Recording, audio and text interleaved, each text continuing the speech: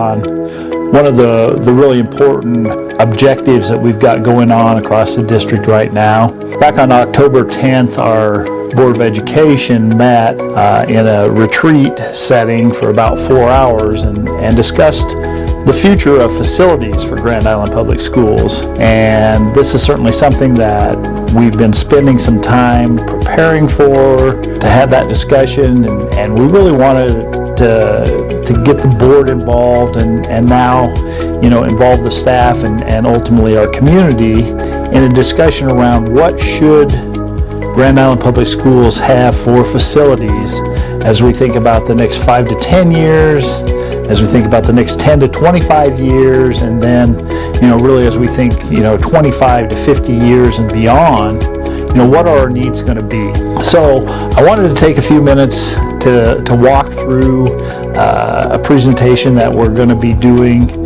with public groups, and really fill our staff in on the information that we're going to be sharing and really start developing ideas around. And certainly we want ideas to come forward from everyone. And so I think as a staff, as you think about the information that gets shared here, and you have ideas, we would certainly encourage you to share those ideas with your building administrators. We certainly would welcome any input that you want to bring directly to the district leadership team. We're looking for answers, and I think as we go through the information, you're going to see that a lot of our questions swirling out there are around what are we doing with the high school and where does that go. We are, really working from no set plan at this point in time. We are looking for ideas, and our board has made a commitment to come back together in March or April and continue the discussion that they've started, and hopefully by that time we'll have some input from staff, community, and all of our stakeholder groups that will give us some ideas of, okay, here's what that plan maybe should look like. So with that, I'm going to go ahead and present some information, and again, we're open to questions, we're open to ideas, and we look forward to interacting with you around this information. So Grand Island as a community and an economic development group had just completed a study looking at the population growth of Grand Island over the next 25 years. This chart illustrates what that growth could look like. As you look, you see from 1940 up to the current day what the growth looked like. The current 53,000 plus people that we have in Grand Island is then projected over the next 25 years to continue to grow. And if you look at the lines where they divide there, and you'll see that on the low side, we're projecting about a 7,000 person growth in Grand Island in the next 25 years. On the high side, that could be 20,000 plus. And so when we think about that and how that is going to impact our school district, we'll take a look at another chart here. And this chart really breaks down that population growth into the different categories that we would maybe think about that growth happening within the school district. Think about what would our current preschool enrollment look like if we had a 7,000 person growth in Grand Island or a 20,000 person growth, and what would our elementary population look like, and what would our middle school and our high school populations look like. And that's really illustrated in this chart. And so if you look at the first dark column in the chart, that would be what our population in our different settings would be if Grand Island grew from that 53,000 up to that 60,000 mark. And you can see in the preschool we'd be looking at an additional 93 students. We certainly have the capacity to handle 93 students in our preschools that we'd have right now. From an elementary side, we're looking at over 500 additional students. Well, 500 students would be another elementary building. If we filled our buildings at capacity now, we could accommodate a good share of that 500, but we're probably not able to accommodate all of that 550 students. So we'd probably be looking at an additional elementary building. So that's certainly one part of the future planning. Middle school, we have an additional 275 students. Middle school right now is where we are at our greatest capacity, or actually our least capacity, I should say. That is where we're the tightest right now, is at the middle level. And so we certainly are looking at what would that mean to us if our population in Grand Island continues to grow and we continue to have more and more middle school students. We're certainly going to have to do something in that area. And then if you look at the high school, 344 students. With the structure that we're in, with students going different places, we probably have the capacity to handle that right now. But then if we look at the next column where we're talking about a population growth in the next 25 years of 20,000 plus people in Grand Island, it certainly looks a little bit different. The additional almost 300 preschool students, we're going to have to add some preschool spaces. We have the additional 1,600 elementary. That's 4 elementary buildings. The additional 800 middle school students, that's another middle school. Right now our capacity in our middle schools is right around 800 in each of the middle schools. So 800 more would mean a second or a 4th middle school. And then the high school, certainly if you have an additional 1,000 students, we're over 2,700 students now. 3,700 students is probably bigger than we would ever want in a single high school. So again, we're going to have to make some decisions around what does the high school look like as we move forward. And then the final column there in this chart is simply if we ended up somewhere between the high and the low, with about a 25% increase, and again, up around that 66,000 people in Grand Island, then what would the numbers look like then? So again, you can kind of see part of the thought process that goes around this long-term planning is what is the population of Grand Island going to do? Certainly we'd love to have a crystal ball and be able to say, well, it's going to do exactly this and we can plan accordingly. We don't know that. So we have to be making plans for both the low side of the growth and the high side of the growth. And that was a lot of the discussion that the board went through. So let's take a look at those different categories. And those different categories, let's start with the preschool. As we said, if we have that low side of the growth, we probably have the capacity in our preschools right now. We have the O'Connor Early Learning Center. We've got spaces available there where we could be moving some additional students in there. We do currently use a couple of the classrooms that are set up there. We've got a contract with YWCA. They've got childcare going on in a couple of those classrooms. We might have to recapture those classrooms for preschool classes at some point in time. We also have preschool going on at Star. Star was built with the capacity to add on to it. So on one part of the Star building, there was space that was designed, not built, but designed for additional preschool. And that preschool space could be added at any point in time. Obviously, when you start adding space, you're going to add costs. And adding that preschool space at Star right now, if we were to do that today, that's about a $5 million undertaking. So again, we have to start thinking about, well, where do we need the space, and when do we need the space, and how are we going to pay for that space? So Star would be one option there. We also have preschool at Lincoln. And right now that preschool is housed in our modulars that are there. There is a long-term design for Lincoln that would add permanent space that would house not only the preschool that's currently there, but some additional preschool space. Again, that addition in today's dollars would be about a $5 million undertaking. Another place that's planned for preschool, but hasn't been developed at this point in time. Also at the new Jefferson building, one of the plans that was put in place at the time that building was built was the idea of a freestanding preschool building there on that site. And again, that's something that wasn't done, something that we don't need at this point in time, but there is space and a plan in existence for developing that. And again, another $5 million. So you see that plans are already in place for preschool.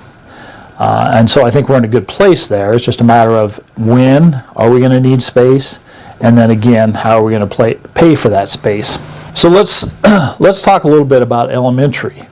With the bond that was passed in 2014, we really put ourselves in pretty good shape for elementary buildings at this point in time. We have good capacity for where we're at right now, but obviously if we think about the next 25 years and having an additional 550 to 1,600 students, we're certainly going to have to be thinking about adding elementary space at some point in time.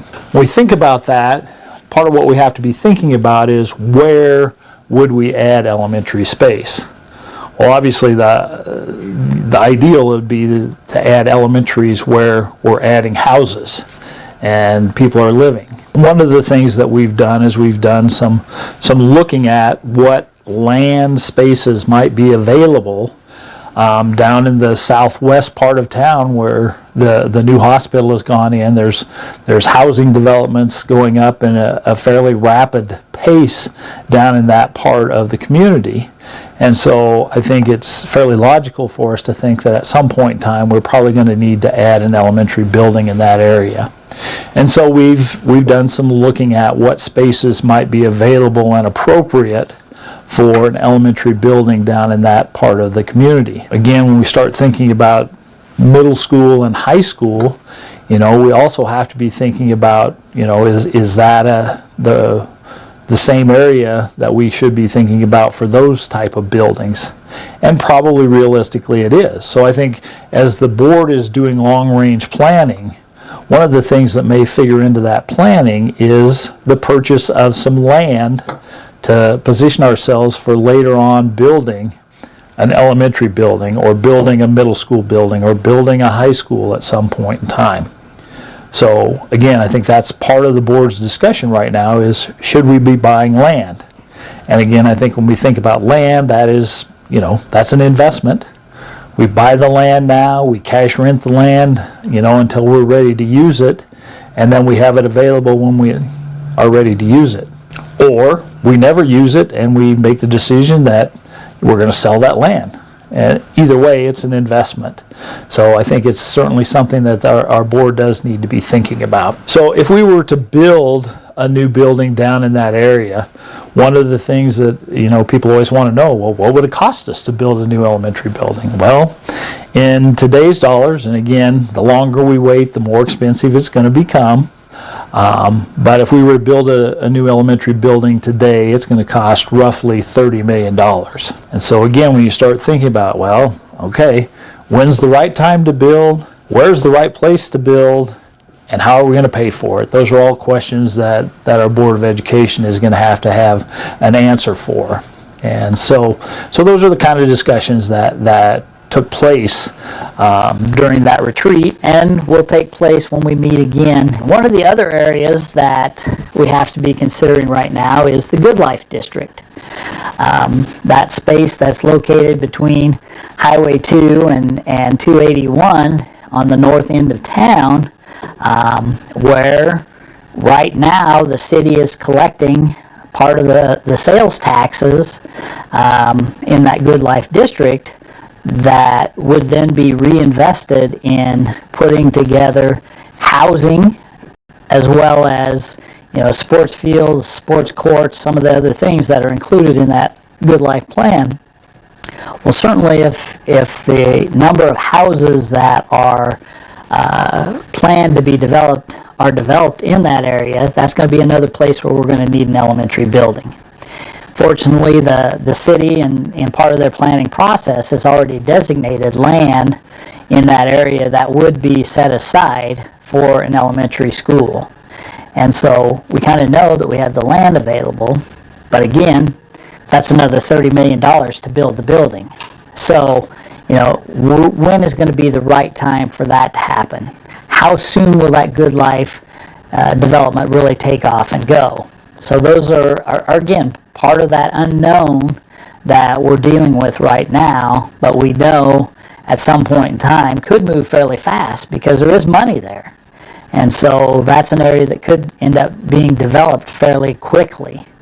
And we'll need to have a plan ready to go for again, putting an elementary building potentially in that area. So those are a couple of considerations in terms of the elementary. Now, if we get that whole 20,000 person growth in Grand Island, we're probably realistically thinking of at least one more elementary building somewhere else other than those two that we just discussed. So those are things that are on the horizon there. The one other area that we have with elementary that we need to be addressing in the fairly near future, our Gates building. You know, our Gates building really does not have all of the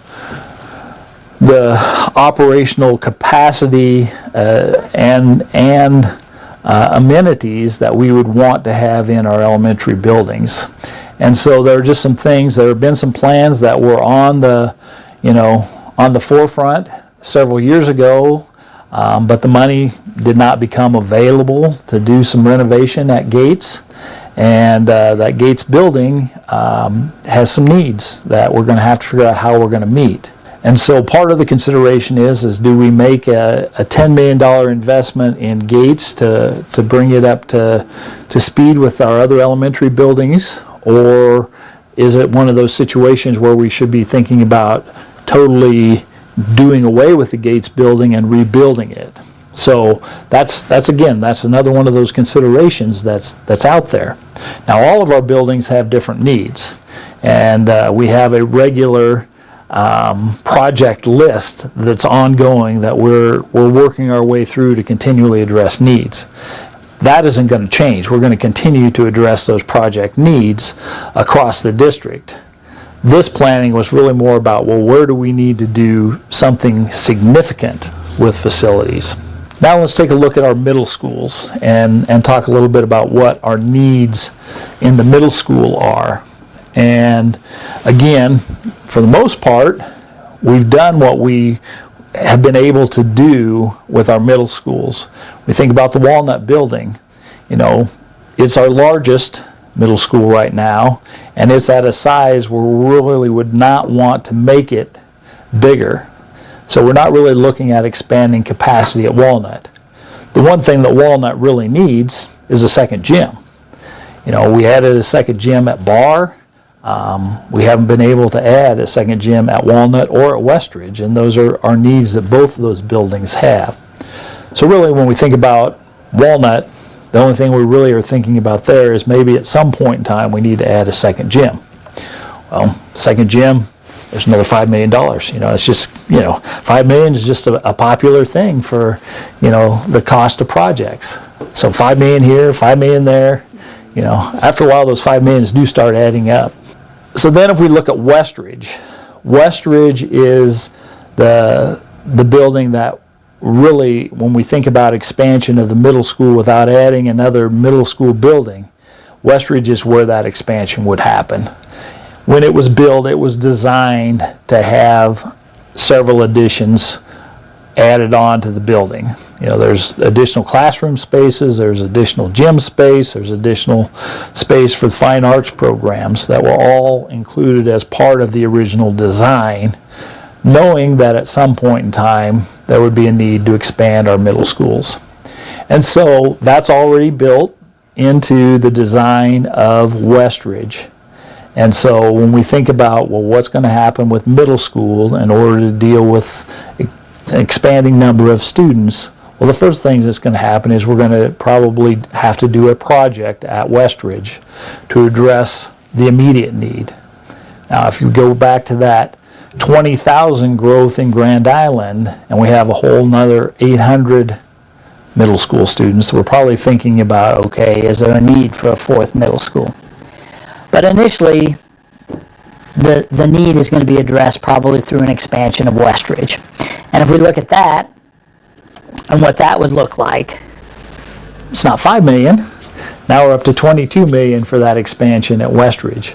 Again, that's a pretty significant project. When you're thinking, about $22 million And what that would mean, that's not money that we're going to have just sitting around. We're probably looking at going to our taxpayers and asking them to vote for a bond in order to do that kind of expansion. And so as we're thinking about things and the board is planning, they have to be thinking about, well, when would be the right time to go to the public for a bond to maybe do an expansion of Westridge and an elementary building, or maybe it's an elementary building and rework of gates or rebuild of gates and the middle school. So where's the right time and what's the right amount to go to the public with, I think are questions that the board is wrestling with right now and is going to continue to wrestle with. So the other middle school obviously is Barr. Barr is at capacity right now, and there really is no place to do additional adding on to Barr. Again, Barr is pretty much going to be what Barr is currently, and really don't see any expansion plans there. Well, that brings us to the high school. And the high school obviously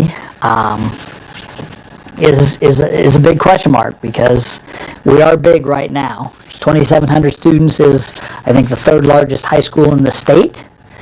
We've been the largest high school at times. It just depends on what Lincoln and Omaha are doing with their buildings at the particular time as to whether we are the largest or not. So again, that question lingers: what is the right move for us to make with our high school? There are some opportunities to expand our existing building. There are places where we can add space at the current high school. There are some plans in place for that. That might be one of the things that we do.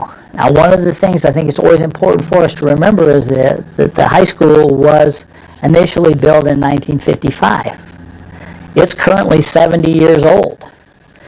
Now, not all the parts are 70 years old, but there are parts that are 70 years old. And so you start thinking about that, and we're thinking about, okay, what's the next 25 years look like? Well, 25 years from now, it's 95 years old.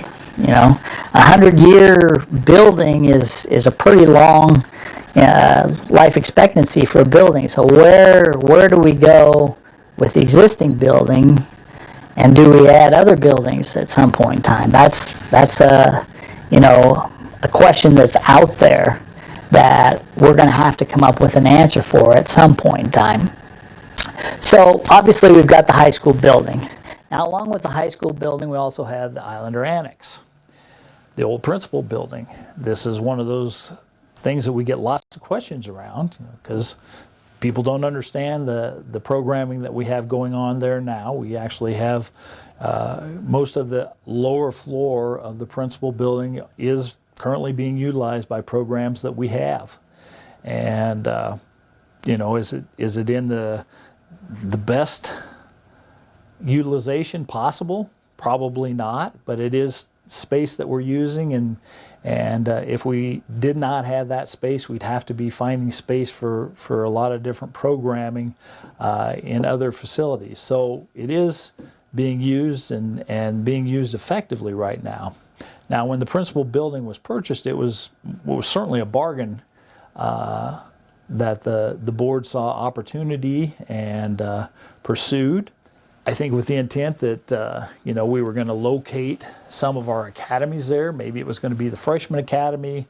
Maybe it was some other academies that we could fit into that building. I think one of the things that happened, obviously, right around the time that that building was purchased, we had COVID, and then as we came out of COVID, everything was way more expensive. What they, I think, initially had thought about was going to be maybe a $20 million renovation of that building is now $40 million plus. And so is that the right move to make? Do we make that kind of investment to create additional high school space, or is there a better investment to be made out there? And so I think that's one of those weighty questions that our board is going to have to wade its way through, and that's an area where we're certainly looking for all of our stakeholders to weigh in on. we need to hear from our community. We need to hear from our staff. What is the right direction for us to go with the high school? Because obviously, other than the principal building, we also have the Career Pathways Institute building, and that is a building that did have additional space planned that could be added on to, and even beyond the plans that already exist, there's space enough there that you could add enough space to potentially take the Career Pathways Institute up to being a technical high school that would serve either in conjunction with Grand Island Senior High, or could be a standalone technical high school. So again, that's a possibility. Do you continue to have a couple of our academies, or do we expand another academy and use that as an academy structure, or do we take it where we bring all of our different classes that would be offered in a traditional high school to that facility and be able to have it operate as a standalone high school? That would be another possibility. And then obviously beyond that, there's the idea that at some point in time, do we just build a second high school?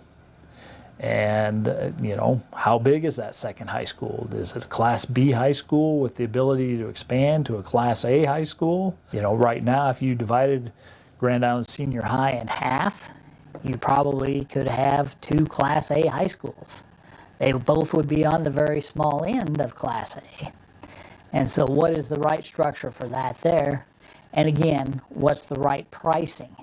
Because when you price out a high school, let's say it's 1,000 student high school, that's what we said we were going to be adding, was 1,000 student. Well, 1,000 student high school, a Class B sized high school, is going to be 100 million plus. So again, when is the right time to make that move, and what is the right move to make? And obviously, how do we structure all of these different needs so that our public is able to finance what those needs are? That's a quick overview of the different pieces that our board is currently wrestling with in terms of future facilities. Do we go buy some land to position ourselves for something later on? When is the right time for us to start addressing elementary needs? What is the right path for us to take with high school? When are we going to do an expansion of Westridge? Those are all things that we need to start putting a plan together for. We're probably not going to be doing anything in the next year or 2 years or 3 years maybe. But again, when you start thinking about if we wanted to have something ready to go 5 years from now, then we probably need to be well along that planning process between 2 and 3 years from now. And so I think that's really where we're at right now, is we need to get a comprehensive plan built so that we can start putting the pieces of that comprehensive plan in place.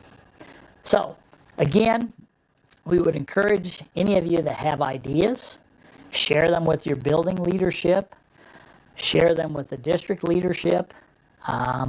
Let's get all the ideas on the table, and we really want to be able to have good conversations around this. Hopefully this will spark an opportunity for you to visit with some of your colleagues, visit with people across the community. We need ideas to put together so that we can find the right answer. With that, I will let you return to your day, and you have a great rest of your week.